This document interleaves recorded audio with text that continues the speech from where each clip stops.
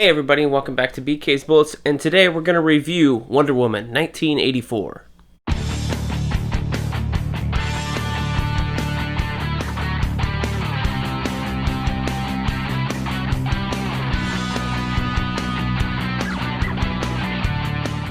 Hello and welcome back to BK's Bullets. As always, I'm your host, Brent Reviews, and today we're talking about Wonder Woman 1984. It is out, finally. It is on HBO Max in the States. In some other countries, you can get it on demand by paying probably what is a high price to pay, or you could risk your life if it's open in a movie theater and go watch it there. So judge as you will, as you must, right? I live in the United States. I have HBO Max because I have AT&T as my internet provider. So it comes bundled together or something like that. So I watched it up here in the man cave. And I can see, let's first off address the elephant in the room, is how was this watching a new movie on HBO Max, day and date per se. I think it was fine. I think it's fine. I don't think it hurt the film at all for me. I really like this movie, Wonder Woman 1984. There are people that don't and are railing against it, and we will get into that later. But in terms of HBO Max, I don't think it hurt the film. I do understand some of the filmmakers, dismay about being a streaming film or coming out on streaming, because to be honest, I'm watching it on a 2 or 3 year old Samsung Smart TV. It's 50 inches, and I'm using the included HBO Max app. So I'm not using the Xbox version or the PS5 version of the HBO Max app. I'm using this one on the Samsung TV. Now, on the Hulu app or the Netflix app, I don't have a whole lot of buffering issues or anything when I'm watching stuff up here in my man cave. The HBO app, for whatever reason, the HBO Max app, whenever you start something, it starts off really kind of like pixelated and then takes a minute to depixelate itself. And that happened here, and I was kind of wondering if it was going to hurt the film, as this is supposed to be the first 4K, Dolby Atmos, whatever. I have a Samsung. It's not Dolby compatible. Samsung allies with HDR10 Plus, so I don't even know if I was getting HDR or whatever, but I definitely was not getting 4K resolution the entire time. And it did, I think, hurt the enjoyment of the film a little bit for me, in terms of like, well, this is a fine film, but it kind of looks like crap. So I think the stream at times was like degrading for whatever reason. I don't know why. It doesn't seem to happen when I'm watching Netflix or Hulu up here. YouTube is its own thing. There's a whole lot of compression on YouTube, but like you're probably seeing this gray area over here kind of, become one big blocky chunk of something, because there's nothing moving over here to break that up while YouTube is moving. Look at how compression works. There's a video by MKBHD where he uploads a video to YouTube and re-uploads it, and it cycles to see how bad the compression gets with the audio and the video quality as time goes on. It's a cool video if you want to learn how YouTube compression works and how heavy it is. But I can understand the filmmakers' criticism. They made this beautiful film, and now the world is watching it on a streaming app that's kind of half-baked, and 4K has never really been tested out before on this app. There's not a whole lot of subscribers. They're hoping this movie boosts subscribers. So I understand the hesitation and stuff. Now, it's probably good that Patty Jenkins and Gal Gadot got $10 million to promote this, and they got their bonuses as if this movie made $1 billion, because there's a whole lot of people out there on the internet that are not enjoying this film. And I think there's a reason why. That has nothing to do with the film itself. It has to do with Wonder Woman as a character in the media. But HBO Max, as on its own, watching it on here, I had no problem with it. I will continue to watch the Warner Brothers movies, probably the weekend they come out on HBO Max, to support them. However, it's for numbers wise or whatever. I mentioned the next film is like a Denzel Washington film. I think it comes out in 3 weeks or something like that. Now, if you are curious about this, all these HBO Max films are here only for 31 days. So the countdown clock has started, In 31 days from December 25th, 2020, Wonder Woman 1984 will be pulled from HBO Max. And then I think 2 months after that, whenever the regular window is, they'll release it on 4K Blu-ray, streaming, whatever, all that stuff will be fine. And I will buy it. I do want to watch it in true 4K on the disc, because I think it was a beautifully shot film. And what I really did like about this film, aside from the story and just enjoying it in general, is how this film kicked that dour, blue-toned crap from Wonder Woman, the first film, out of it, and embraced the 80s, embraced the color, embraced the liveliness, and embraced the pop shenanigans, the neons, whatever, and embraced all that for most of the movie up until the end, where again it's at nighttime and it takes this blue tone. Even even Wonder Woman in her golden armor outfit then was kind of toned down a bit when I was watching it. So maybe I'll try and watch it again and see if it, maybe it was just that time of day or that time of night, a Saturday night after all. Maybe I'll try the middle of the afternoon to see if it improves. But there was something going on, and I think that's where the filmmakers were like, I don't want this to happen, because you're not going to get the best presentation of your film.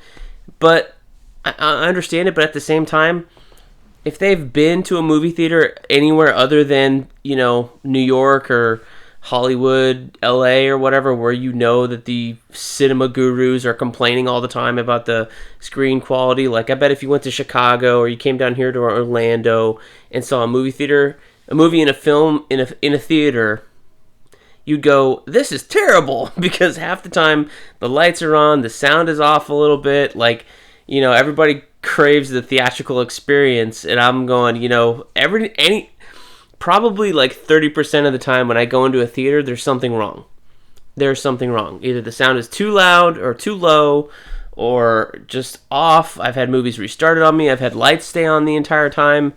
And it is not the greatest experience, to where I don't mind watching stuff at home, because then I'm in control and I can have this light on or off. I can pause it. I can make sure the volume is just right, so I can hear everything, all that sorts of stuff. So I think it's a little, nobody's having a really great experience 100% of the time when they go to the movies. So to say that you're losing the theatrical experience is a bit of a joke, in my opinion, because half the time it's not that great in the first place. All right, so let's talk about the movie. I really like this movie. I really enjoyed it. I actually am starting to turn around on it and think it's an even better film than I thought, last night. Because this movie says something. And I think there's backlash to this movie, or people saying it's not very good or whatever, because they're going in with this expectation of a summer blockbuster superhero action film. If you look at the previews for Black Widow, when there's been a ton of them that have come out, they're filled with wall-to-wall action and quips and stuff. And it's a Marvel movie, for God's sake, right?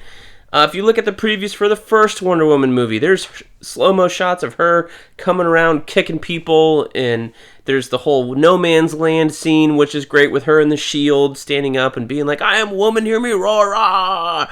A whole bunch of like powerful feminism stuff that's going on in that movie.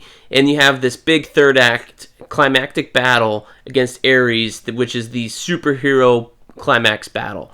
And that's what people wanted from this movie. Now, if you recall, maybe if you've read some of this criticism about the first Wonder Woman movie, a lot of people didn't like that third act, because it was this CG third act, right? The villain, David Thewlis, is playing Ares.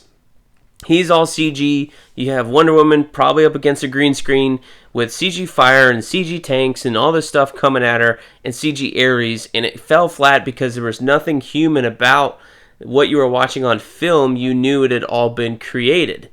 So people kind of like said, we don't like that. So I don't know if this film is a reaction to that, but this film is also trying to say something. And when you're trying to say something, you can't beat it into somebody. You have to make them realize it in order for them to like internalize it and make it their own, which is what happens at the end of this film. So again, or not again, but for the first time in this video, if you haven't seen Wonder Woman 1984, please go watch it. Do it safely, and then come back and watch this video. So there are two types of Wonder Woman, right? There's the Wonder Woman, and what I'm talking about in general, like the media has this conceived notion of Wonder Woman being this all-powerful warrior who is, constantly beating up bad guys and saving the day, and she's as powerful as Superman and stuff like that. Whereas, if you're a comic book fan, you know, or might have an idea. If you don't read any Wonder Woman comics, you might have less of this idea that I'm about to go into. But if you read Wonder Woman comics, you know there's kind of this duality with Wonder Woman. Some stories by some writers, and it changes from story to story, writer to writer. A writer could write her one way in one arc, and then the other way in another arc. It all depends on what's going on. Some stories you have the warrior Wonder Woman, where she is out battling bad guys, she is beating people up, she is as strong as Superman, she's overcoming the greatest odds with her strength because she is a fierce fighter, right? Then the other side of this duality is Wonder Woman as a woman who is a lover. She is a fierce lover. She is compassionate, she is kind, she is caring, she is loving. And she solves her problems because she loves fiercely. That is what this Wonder Woman 1984 story is. It's Wonder Woman being the woman first, not the warrior. And I think that is just fine. And people are expecting this big superhero action debacle. Or not debacle, but, kind of Hans Zimmer in your face, like, big third act kind of thing. And what they got is more of I kind of want to call it a womanly tale, but it's this kind of demure drama that really works throughout the entire film. This film is 2.5 hours long, and I did not feel the length. I was kind of dreading it going in because I saw some of the reactions. I saw the early critics saying it was great. Then I saw people start to watch it Christmas Day on Facebook and Twitter and saying it wasn't that great or they didn't enjoy it as much. And then, so I went in with low expectations, but since I'm a comics fan and I've read Wonder Woman comics, Wonder Woman Earth 1 Volume 2 is one of the best Wonder Woman stories I've ever read. These are the only two I own in soft trade paperback or whatever. So these are the only examples I have, but I have read more on digital, and when I did collect floppies, I read the Gail Simone run and stuff like that, and the New 52 I read. So I really do enjoy Wonder Woman stories, and I know that there's these two different types. So I think going into that, I was like, oh, well, this is this story rather than the warrior story. So Wonder Woman 1984 is all about like this conscious shift from the warrior aspect to the woman aspect. And you have a Wonder Woman who's dealing with her feelings. She's feeling a lot of loss and depression and grief over Steve dying in the first film. She hasn't made any friends apparently in like 70 years. She hasn't had any loves in 70 years. She doesn't want to love anyone else. She only wants to love Steve. And she is so like weighed down by this loss that when this wish thing comes in, her one wish is for Steve to come back, because that's what she's been focused on for 70 years after this guy died, which is really sad if you think about it. So this is a movie about that as its central conflict, about how Wonder Woman evolves from being this depressed, solely focused on one person, still being selfless. She's still out there saving people, but into her personal life, her friendships, all that stuff is non-existent. She's kind of a hermit crab in that idea, But that's the central conflict of this movie, is seeing Diana evolve and to learn how to care about other people. And you have that tag at the end where she's talking to the guy, and she's like, oh yeah, she's out in the world as Diana Prince, just being out there as opposed to just sitting alone by herself drinking a glass of wine like we saw her earlier in the film. She doesn't even want to go to lunch with Barbara Minerva until she learns about this stone that she's looking for and that Barbara has it. And the normal Wonder Woman, per se, is supposed to be so caring and so loving that she would take anyone's invitation to lunch because she has this compassion for all, this love for all, that she wouldn't say no to you if she didn't have anything better else going on, whereas the Wonder Woman here is like, no, I'm not really that interested. And, Barbara Minerva, Kristen Wiig, is clearly reaching out for somebody to be her friend. And, even Wonder Woman can't do it. So Wonder Woman's essentially been stuck on Steve for 70 years, and we need her to evolve so that she can, save the day later on, right? So that's what this conflict of this movie's about, basically, is focusing on Wonder Woman as a woman and how she's been stuck on Steve and she needs to get over that. So that's not an action film premise, right? There's a MacGuffin here, there's this wishing stone, there's Maxwell Lord, there's Cheetah, but it's not about saving them, it's about saving Wonder Woman herself, and she does that by realizing that the world is more important than her desires. And that's like the second theme of this film, which I really like what this is trying to say about civilization right now. And it hits harder. This movie's been on the shelf for like a year. This was supposed to come out in fall of 2019. So this has been delayed at least a year. For whatever reason, they kicked it from November 2019 to June 2020. Then the pandemic happened, and then here we are, right? But the whole idea of this wishing stone is Max Lord saying, what do you desire? What do you wish for most? He's trying to give everybody their desires. And what happens in the film, it's kind of confusing because it's not explained at all, or it's not really explored because they're trying to focus on this the drama with Wonder Woman and trying to stop this. But you see all these different things going on. There's riots, there's nuclear missiles being launched. What happens when the world is consumed by desire, by selfishness, is that it's chaos. Because nobody's thinking about their other person. And this hits hard during this pandemic because you see people who are only being asked to do one thing, to wear a mask. They're only being asked to wear a mask. That's the only thing they're being asked to do. But because they're being selfish, because the science says wearing a mask protects others instead of yourself, they are being selfish and saying, well, I don't want to wear it and inconvenience myself, so I'm not going to do it. And since it doesn't really protect me that much, it's not a priority for me because you're not a priority for me. And that's a selfish attitude, and that's what the United States has right now, is not a majority, but a lot of people in this country, I'm not even going to put a number on it, feel that way. And they think this was a hoax or whatever. And so instead of kicking this thing 6 months ago because we all wore a mask and the government paid us to stay home or whatever it was, we are now just waiting on a vaccine to come save us because we couldn't do the hard thing and wear a freaking mask and care about other people. It's easy to care about yourself. It's harder to care about other people. So that's what you see in the finale of this film, is you see people overcoming this struggle where they were caring about themselves.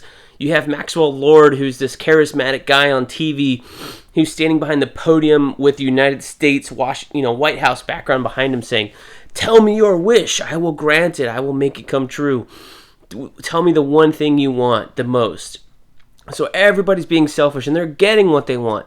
The problem is when everybody gets what they want, you have chaos, right?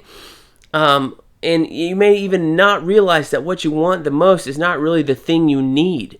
So that conflict at the end of this film, everybody's self-actualizing and realizing that I don't want this anymore. This isn't what I wanted. This is not the world I want to live in.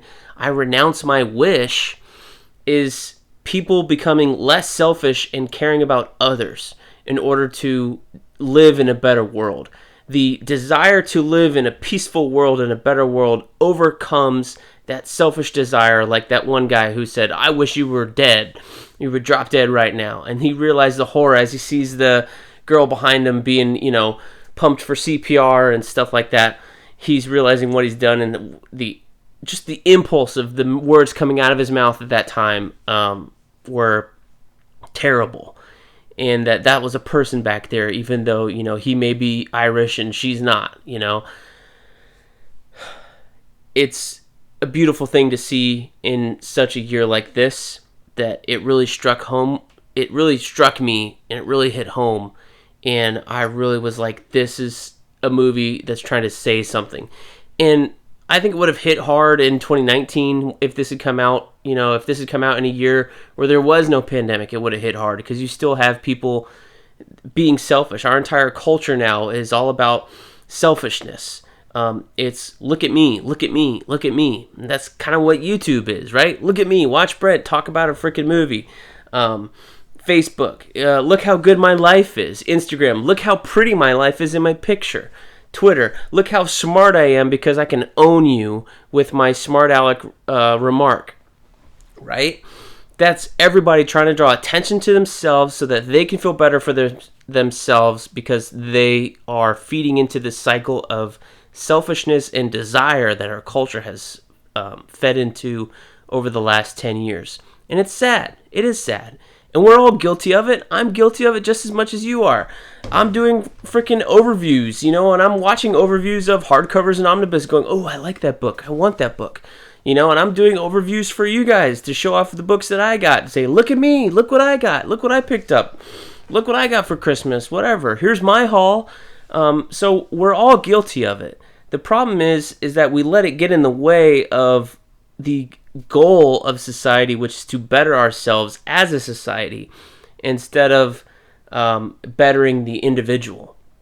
So everybody's individual life is getting better, but meanwhile society itself is kind of getting lower, and you see that happening today. And this movie just it nails that, and I love it for that. It's fantastic. So you have people not liking this movie because of this drama. There's no action sequences. It's about something. It's trying to say something instead of just this mindless popcorn thing of I'm not bashing Black Widow, but whatever Black Widow's going to be, it doesn't matter. It's not trying to say anything. What did Infinity War say? I don't know. What did Endgame say? That was the best movie I've seen in a while, right? What did Endgame say? Nothing. It said nothing. I love you 3000. That's what Endgame said. But it didn't have a message, right? So this is a message movie. And in a year where everybody's mad at each other and mad at themselves for being mean, or you're not wearing your mask correctly, or you don't tell me to wear a mask or whatever, nobody wants to hear a message movie right now, even though it's exactly what we need at this moment. So I think that's another thing, is this something percolating in the back of your brain, this selfishness, this desire, this F you attitude. And when Wonder Woman comes along and says, hey guys, let's love each other, let's be better to each other, let's better ourselves, let's better the world. Just let's care about one another, which is basically what the end of this movie is doing, right? Everybody's just, this is not what I wanted. I want to see somebody's face punched in again and again and again and again. And since Wonder Woman primarily in the media has been portrayed as this warrior in the BVS, in the Justice League movie, in Wonder Woman the first movie, in the Justice League cartoons, Justice League Unlimited cartoons, it's mostly that. So you have a culture where people are expecting one thing and they're getting the other, which is truly what William Moulton Marston was trying to do when he wrote Wonder Woman comics. You can go read, there's essays on the internet, there's stuff about this, is that he wanted to create a character that was peaceful but powerful, but the whole idea was to spread love, to spread kindness, to spread compassion, but still be powerful enough to take somebody on when ultimately, the world pushes back, right? That's truly what Wonder Woman is about.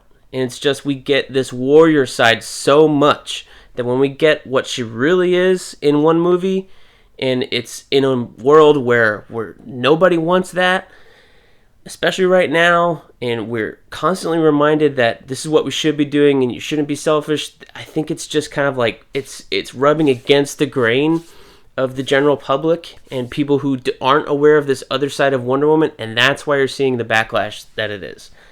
But it's great, guys. It's great. Just know this, enjoy it. If you didn't enjoy the movie, knowing this, go watch it again. Feel something. Open up.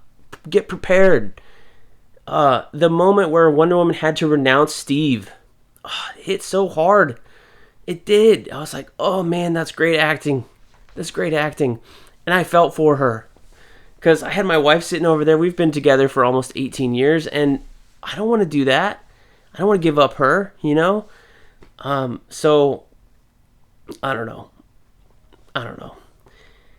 I really like this movie. I think it's going to age very well as people start to rewatch it. And the fact that it says something, I think, is even better. Yes, you know, Kristen Wiig is in it as the Cheetah. Is she in it very much as the Cheetah in terms of, like, the animal part? No. Maxwell Lord, I really liked his performance in this movie. Pedro Pascal. It's his year with Mandalorian Season 2 and this, you know. Good for him. I really enjoyed it. This is more like, I like this wishing power thing and the way it worked, where you had to wish something, or he would trick you into wishing it for you, and then he would, you know, there's always a price to be paid, right? I like that idea of him being a villain in turn better than what he is in the comics. Towards the, you know, the last couple of, you know, 15 years or so, he's been villainous with his mind control power, and he could control your mind, and then his nose would bleed, and that would be it. I like this idea because there's this contradiction, there's this dichotomy where he can ask you for something and then screw you over while giving you exactly what you want. So that was very interesting. I like that idea. The Wishing Stone, yes, it's hokey, right? But so is an Amazon that's made out of clay, that's been hiding away for hundreds and thousands of years, who's essentially ageless, who's come to save the day. So it's comic books at the end of the day. We can't all be Captain America the Winter Soldier. And even that, it's like, you know, he got injected with a super serum and got contained in ice and somehow was rehabilitated and frozen. Like, no, if you were frozen in ice, you would die. So it's comic books. It's going to be hokey. And Wonder Woman as an idea is kind of hokey. And she is very idealistic. And this movie is hokey and idealistic. So it's very Wonder Woman, and I think in that way it succeeds. I think the problem is that the media at large, the world at large, isn't really aware of this second version of Wonder Woman. And so they're just expecting this warrior film, this battle sequences, battle stuff, and that's not what they got. Even though there's a great opening scene, the road scene on the road is cool. There's a fight in the White House, which was cool, and there is a little fight at the end with Cheetah in her real form, right? So it's not to say that there are no action sequences. It's just that I think people were expecting bigger and more based on what they got in the first film with that fantastic no man's land scene where she's deflecting the bullets with the shield, you know, and the slow-mo of her kicking the Germans down in the house and kicking them out and stuff like that. There were less impactful action moments in this film, but this film wasn't about impactful action moments. It was about impactful drama. So I can forgive it for that. And I think that's what really people are really missing here. So I liked it. I really liked it. I think it'll age well, and I think it's got something to say, and everybody should reflect a little bit, especially now. It's the holidays. Reflect a little bit, and go watch Wonder Woman 1984 again. I guarantee you'll like it better the second time if you didn't like it the first. So, thank you guys for watching. Let me know what you thought down below. Please like, comment, share, and subscribe. Helps the channel grow, and we will see you guys next time here in the Funny Pages.